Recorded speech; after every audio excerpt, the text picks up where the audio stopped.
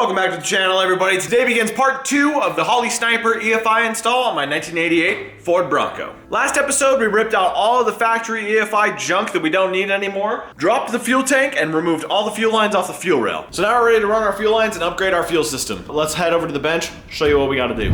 So, as we mentioned in the last episode, I got some AN line. I got some Dash 6 AN I got from Evil Energy. They're like an Amazon brand. I've heard a lot of good things about them. I got 50 feet of hose. The Evil Energy kit came with a bunch of AN straight fittings, connectors, all sorts of things. So I'm actually gonna have to make some returns because that kit came with hardline adapters, which is what we'll need on the fuel tank. Now this Holley Sniper kit I bought on Marketplace came with a upgraded fuel pump and a fuel filter, but this is an inline fuel filter. This goes on the frame rail. And since I'm running AN lines and stuff, this is all quick disconnect, all like slip-on hose style, and I didn't really want that. I kind of wanted a better solution than this. And also, the Sniper manual recommends an in-tank pump for just more reliability and to keep the pump cool. So I decided, while you're in there, I'm just gonna upgrade this system and get rid of this. I bought a Distributor fuel pump that goes into the tank, DW200. It is a 100 PSI pump and I believe 70 GPM.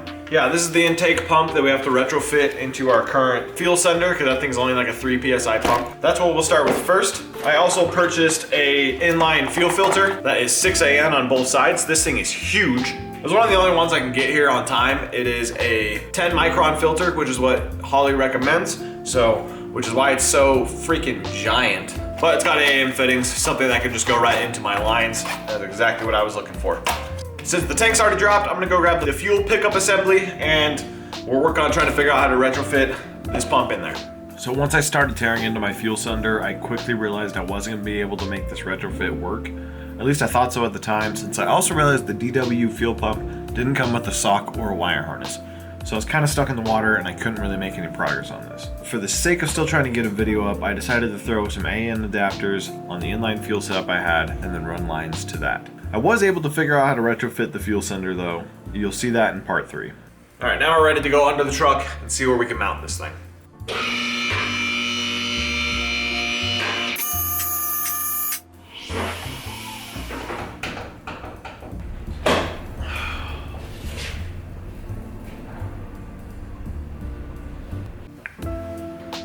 Alrighty, I think the best spot for this fuel pump filter combo is right up here in between the transfer case. I think this will be the most protected for when I'm off-roading. It'll be out of the elements, out of the rocks, and it should be like safe.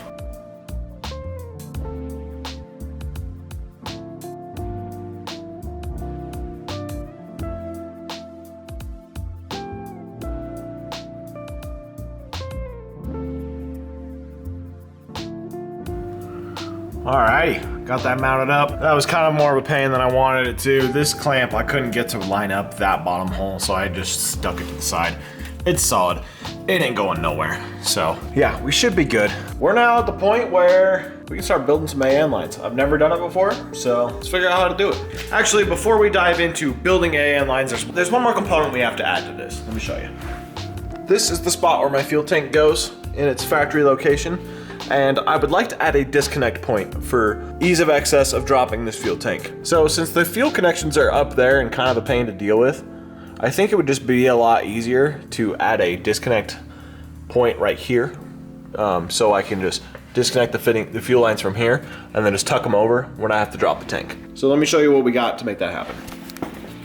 So I got a couple of these AN bulkheads here. They are just connections on either end, and then they have 2 nuts to sandwich between a plate.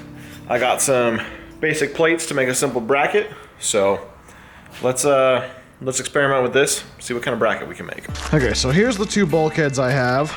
I think what I'm going to do, I think I'm gonna lay out this bracket to where they're just kind of spaced apart, and we're just gonna put a bend on this. Honestly, I don't think we even need to cut this. I think we will probably bend it first. Yeah, let's bend it first. We'll give ourselves like an inch or so tab, and then we'll figure out where to set these up and how close we want them together and shit next, because I think a good amount of space, having it stick out on the frame of the truck would be good. So let's do that.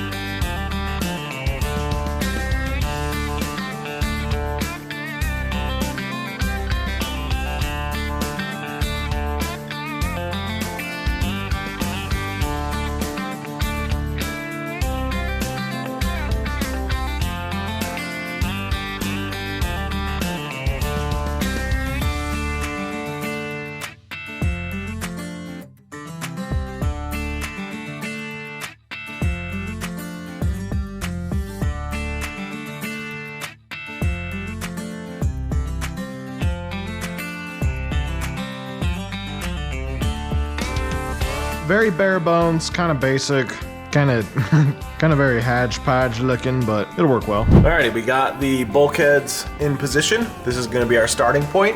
So now we just gotta run lines up to our fuel pump and also our return all the way up. So let's see how hard it is to put some AN fittings on.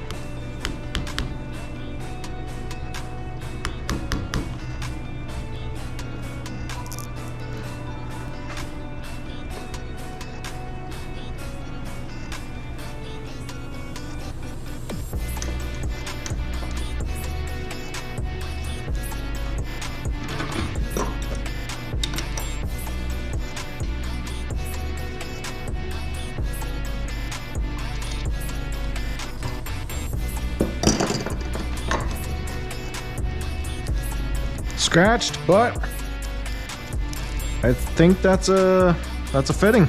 Let's go route this. All right, we're gonna start up front here, basically right before it goes up. This is going to be the return line. So we're gonna pass fuel pump and everything.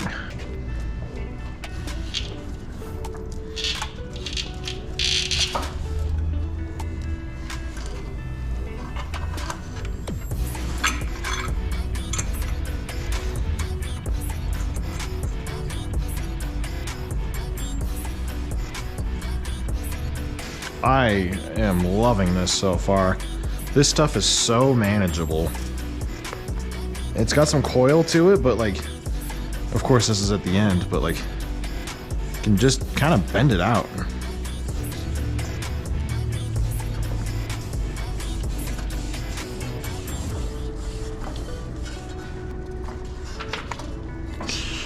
Gentle.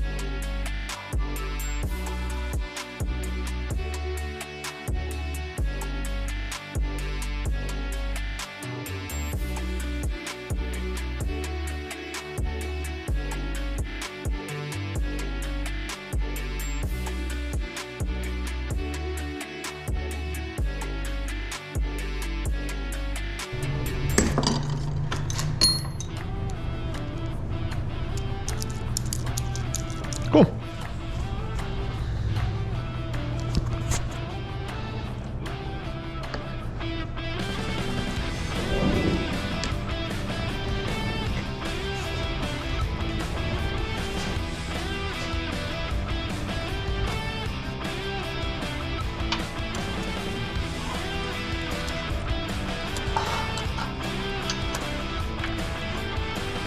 It's a little tight around here, but I don't want it in front of those shocks, so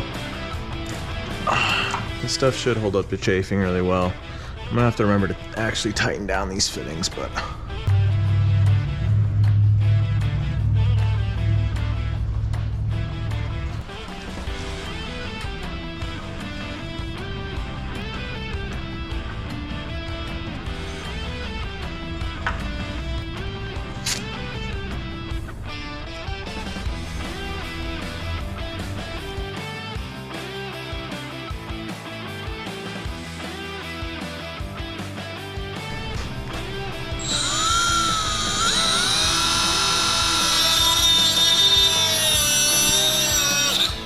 holy shit.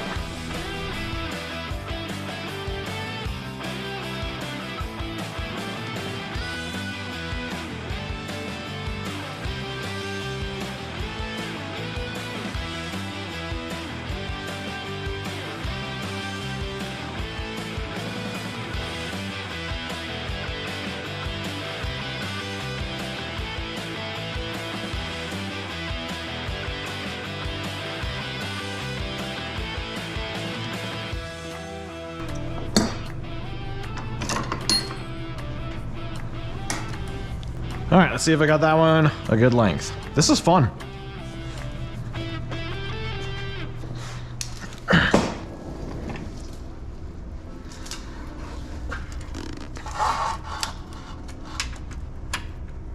Looking good, getting things more secured. I put a P-clamp up here, right on a factory hole. I'm gonna try and do that on all the frame rails. I got a couple of these line separators too. These will keep things really nice. I only have 6 of them, 5 now, minus this one. Yeah, I think I need one of these separators and a couple P-clamps up here, but we can't do that until the fuel tank's back in. So let's keep going up this way and see how far we can get. A few moments later. All right, I just buttoned up all the lines underneath. Let's check it out.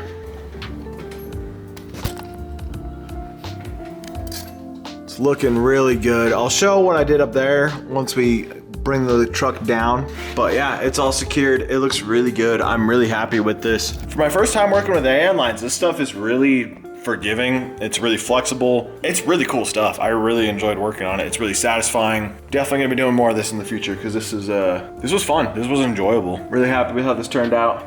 Let's go up top. All right, so here's what I got going on up top. I'm not really a big fan of it. I put it in the little coil for the brake cable, for the brake line, because I figured that would keep it away from the headers, but it's also kind of getting really close against the frame here, and it might be chafing in there. So I'm worried about chafing, but I'm also worried about heat on these headers. Like these are, you know, these are gonna get hot, and even just having it come up here is gonna be a little bit tight. I don't know. I can't really think of a better way to go around this. If you got an idea, leave a comment. I would love to know what you think, because I'm still indifferent about keeping it this way. I would like to put another P-clamp up on that little flat spot on the firewall there, but I want to determine the height of where the Sniper will sit before I do that. But in order to do that, we gotta take off this manifold and swap it out with our carbureted setup one. Since that's kind of really involved, there's a really specific process you have to do if you want to not have any vacuum leaks. I'm gonna save that till tomorrow because I wanna have a really clear head. Tomorrow. Alrighty, we are back at it. We're really late in the day. Fortunately, I got some food poisoning from my favorite late night Mexican restaurant, which I go to very often, and it kind of knocked me out most of this morning, and I'm still kind of moving kind of slow. But I want to keep making progress on this. I'm gonna power through so we can get going on this. So, cruising along, I just got this thing cranked to top dead center so we can pull out the distributor and pull out this intake manifold, because that's next. So let's get going on that. Alright, before I get this intake manifold taken off, I just remembered that I still need to block off my smog ports on the back of the heads. So this is the smog piping, as you can see. There's a hole in the head that ports up. I believe it ties into the exhaust ports. It's on both sides. When you take this off, you obviously have an exhaust leak coming out. So there's like 3 different ways to cap this on the back. You can spend the $50 for a billet machined piece of cover, or these port holes are threaded, so you can get like a 5/8 bolt and then thread it in and cap that. Or you can do what my buddy Chad did with some redneck ingenuity. You take your existing port, you cut your pipes off, and then you flip it 180, flip the caps 180, and stick them on here. I grabbed his old block off ports from his old engine. I got them right here.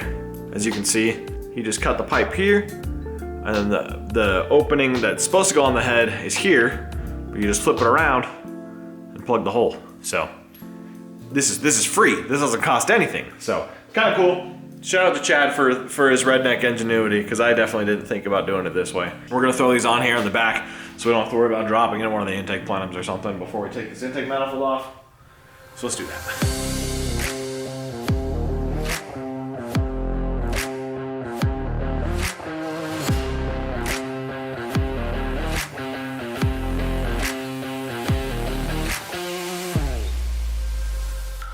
Pretty cool. I've never turned this far into a V8 before. I know I'm just barely scratching the surface, but it's still pretty cool. Now I'm gonna get all the old gaskets off, valve cover, intake manifold gaskets, clean up the surfaces quite a bit. Probably vacuum out the valley one more time once I'm done scraping all that shit out. Then we'll throw this intake manifold on.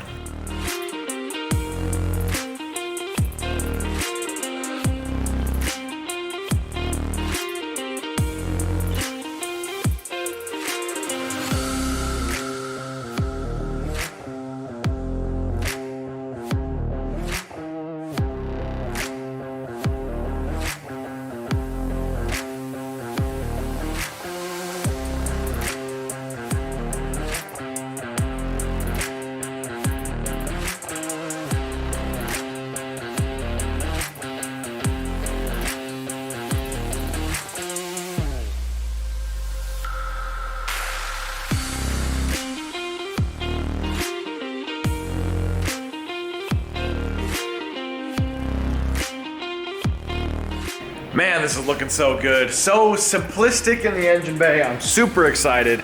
It's looking awesome. Got even the new shiny aluminum on the intake and the new valve covers. The only thing that's like nasty is this bracket here for the alternator and smog pump. I'm actually gonna be swapping that out. Next weekend I'll show you about that. I'm swapping that out with an OBS one to update it a little bit. Yeah, it's looking good. I got the studs and the gasket on top, so we can put the Holley on now. Let's do it.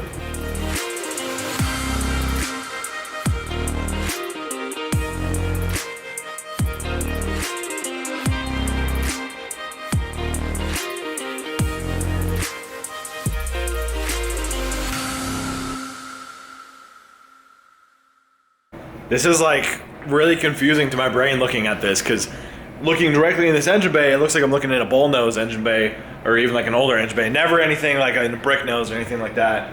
It's really cool looking, but I'm also like really scared. It makes me feel like I'm going back in time and like I'm going backwards, but I'm not. I'm actually evolving this to run great, so, and it should. We'll pull this air cleaner back off again so we can kind of show you some other stuff. Obviously, we're still nowhere near close to starting this thing, even though it looks like it's ready to go. Clearly, we're still missing the distributor, all the spark plug wires. We need to add the coolant port. And we also got to hook up all of our wiring to our Sniper. O2 sensor, display screen, ignition module, something else, I can't remember. Water temp sensor right here. I'm just gonna go right off that port. Oh, and obviously we still gotta hook up the AN lines. Need to cut them to length, get them routed against the firewall better, now that I know kind of where this is gonna sit. So, yeah, we're getting there. Alrighty guys, I was hoping to make some more progress on this fine Sunday evening, but I ran into a few roadblocks. Let me show you the progress I made though. So I have cut and put connectors on the end of my fuel lines, got the return hooked up. The feed is a little bit longer because I still plan to replace the inline fuel pump with just an inline fuel filter, which will shorten all that up dramatically. So I counted length for that. That's good to go. And I was also gonna put the distributor in, but I ran into some problems on that. Let me show you. Unfortunately, the factory distributor has a longer shaft than the Holley distributor. What's even more odd about that is this part number here. This part number here, 565-302, is actually for the 351, not for the 302. You would think it would be for the 302. This claims to be for the 351, so I don't know if I have like a late model 351 with the longer shaft for the oil pump. Not entirely sure. I'm gonna have to talk to Holley, but this is a really big bummer because the distributor and the Hyperspark ignition system is what made this Holley EFI a good deal, a good marketplace deal, because that was the extra like $800 kit I was saving on, but now I have to probably buy a $350 distributor. It's really unfortunate, and everything I'm seeing on Holley's website says that's the 351 one, so I'm not really entirely sure what's going on. I'm going to email Holley's customer service and see what they got for answers on that. With that being said, that's gonna be it for this one. Make sure you stay tuned for part 3. We're gonna be retrofitting our fuel sender to a modern fuel pump, finalizing all the fuel lines, putting the fuel tank back in, installing the O2 sensor, running all the wiring, and maybe starting it if we can figure out the distributor situation. I also wanna say thank you guys so much for the traction on part 1 and the interest. That video has almost 1,000 views in less than a week, which is huge, I've never had happen before, so I really appreciate the support on that. I'm glad I'm doing something that is very interesting and engaging for all you guys. I'm trying to make it as entertaining as possible. I hope I'm still doing that. We'll see y'all in part 3. Peace.